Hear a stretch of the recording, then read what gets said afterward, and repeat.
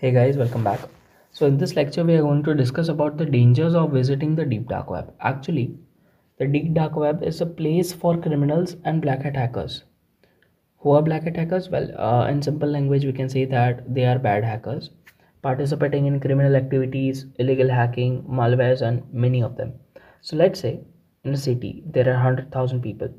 Then out of that 100,000, only 100 would be knowing about the deep dark web. But basically all the things we discuss in this course. So it's quite risky if you are not following specific protocols or methods before visiting the deep dark web. It's basically like tossing a piece of meat in front of a lion and expecting the lion not to eat the piece of meat, right? So here in this lecture we are going to talk about the types of threats which can be encountered while we are visiting the deep dark web. We will discuss the safety measures to be taken care of before visiting the deep dark web in the next lecture. Types of threats which can possibly come across you while or after surfing the deep dark web. Malicious software. As we discussed earlier, in the deep dark web is filled with criminals and black hat hackers. On the deep dark web, several hackers have specially built a website for hacking purposes. So that when you visit that particular website, the website tries to install something, apparently a small file in the form of cookies or any other medium that can actually be a malicious software or even an attack script. In some cases, the hackers also gain remote access to your device. In general cases, they lock or encrypt all the computer files and ask for some kind of money or bitcoins to get your files back. So prevention is better than cure. Government monitoring. See, as the majority of the dark web are illegal, there are chances that they are being monitored by the government. Also, in several countries, the government keeps tight watch on the dark web for security purposes. Several websites posting some leaked secret national documents or anti-nationalist articles are more likely to be monitored by the government. Also, illegal websites, of course.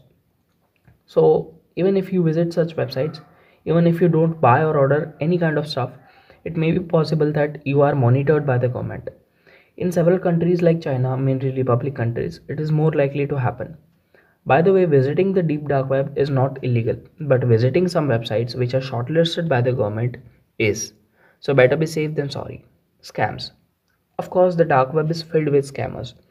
Majority of the websites offering cheap credit or debit cards, PayPal balance or Bitcoin generator or Amazon gift cards or even hitman services may be scam. Maybe the person having a hitman service website would be sitting in his garage wearing a pair of boxers and waiting for some fools to drop him free money, right? So even if you need to buy or avail any kind of service, well, I don't recommend that. Always find a trusted seller. And as the payment on the dark web are in the form of bitcoins, we all know one thing about bitcoins. They can be traced or returned. Hackers. We discussed about them in the malicious software section. The black hat hackers are always in the trail of someone to attack, so stay alert. Identity theft. See, wherever there are customers, there are sellers. Even on the dark web, there are some legit service providers, but not all. What do you think where these websites get this credit card or account like PayPal accounts or even passwords? They claim to create a fake identity of a person. From where did they acquire this data? It's stolen data. For this, they organize a cyber attack on somebody, obtaining all his data, including credit card numbers, passport data, driving license, Google accounts. So, whenever you feel that a website is taking too long to respond or asking you to enable scripts or even asking permission to store cookies, immediately close them. They might be a threat. So, in this lecture, we discussed about the possible threats which can be faced while you are surfing the deep dark web. In the next lecture, we are going to discuss about the safety measures which are very important to stay safe from the threats we discussed just now. See you there. Thank you very much.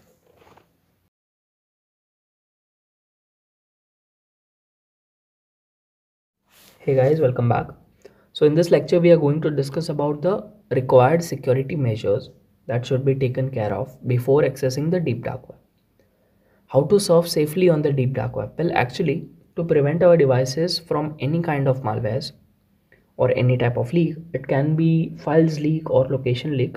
The given steps are very important. So let's discuss them. Browser settings. Actually, the Tor browser has a quite strong security feature. So the first layer of the security is always the Tor browser. We deeply discussed about the Tor security settings and installing Tor sessions previously in this course. You need to block any type of script, maybe it Java or JavaScript, because they play a key role in interaction between the device and the website. Secondly, you need to block the automatically download setting, which is default, and shift to ask before downloading. This can be very useful when device try to install certain files like cookies without asking permissions for it. And lastly, you need to deny all the services like location or data, which the browser asks sometimes. It can leak your data and location.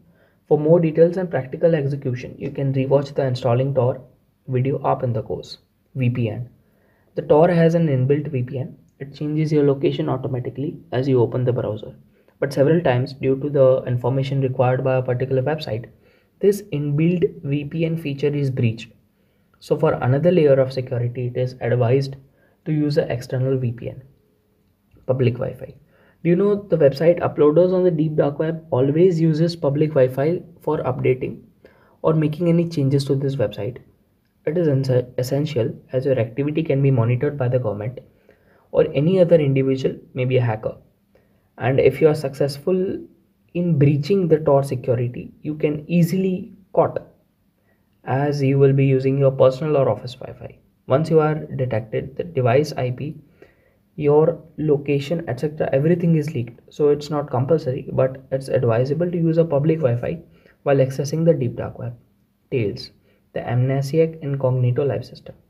Actually, we had a whole lecture on this topic.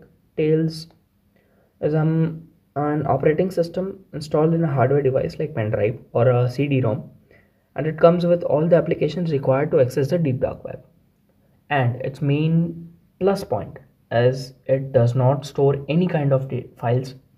All the memory used while using Tails is executed in the processing unit of the computer, due to which whenever you eject the device containing Tails, all the memory related to the dark web is deleted in the computer as well as in the hardware device. So it's the safest way so far to access the deep dark web. On-site notification, yes, after taking care of all topics, on site notifications can breach them all.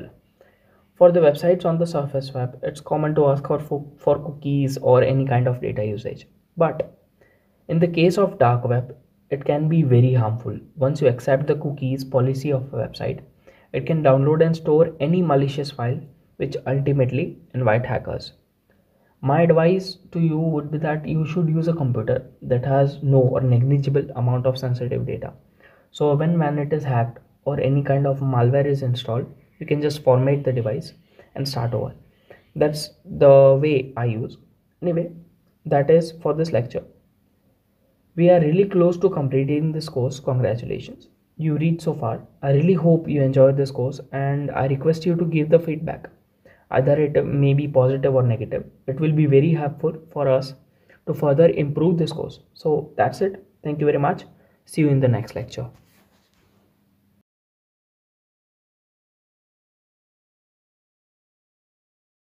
Summary. In this video, we are just going to get a brief summary of what we learned in this entire course. So let's get started. So what did we actually learn in this course? First of all, we learned about the deep dark web. What is it and why is it hidden? In this lecture, we are not going to discuss the points deeply, but just the topics we learned. We learned the general difference between both the webs, their contents, and browsers we use to access them. Tor browser. We discussed about the Tor browser. As you know, it is used to access the deep dark web. We also discussed about the anonymity factor, which keeps Tor running and in demand. We also discussed about the security measures to be taken care of before accessing the deep dark web. In the installing Tor lecture, blockchain technology. It's the way through which Tor browser as well as the Bitcoin transfer takes place. Anonymity. Of course, we discussed about it a lot in this course. It actually protects the identity as well as the privacy of a user while surfing on the internet. Cryptocurrencies. Cryptocurrencies are digital currencies which can be used for trading or even purchasing on the dark web. Types and scope. Well, there are many type of cryptocurrencies and they are famous because of their high volatility in their prices. We also discussed about mining a Bitcoin for free and trading them for a profit. Surfing the dark web. Well, that was the fun element of our course. We roamed in the dark web, visiting some interesting websites and had some fun. Dangers and their prevention. Well, from a safety view of aspect, this was the most important part of our course. We discussed about the threats which can be faced while surfing the deep dark web, as well as the security measures that should be taken care of while surfing. First of all, congratulations. You completed this course. This was a great journey with you. Hope to see you soon in any other course. Please do provide a feedback. May it be negative or positive, but please, guys, do provide it. It helps us to make this course even better for you guys. That's it for this lecture. Actually, this was or is my first course. So, thank you very much for showing this newbie so much love. I and our team will always be thankful for you. Thank you very, very, very much. Goodbye and see you soon.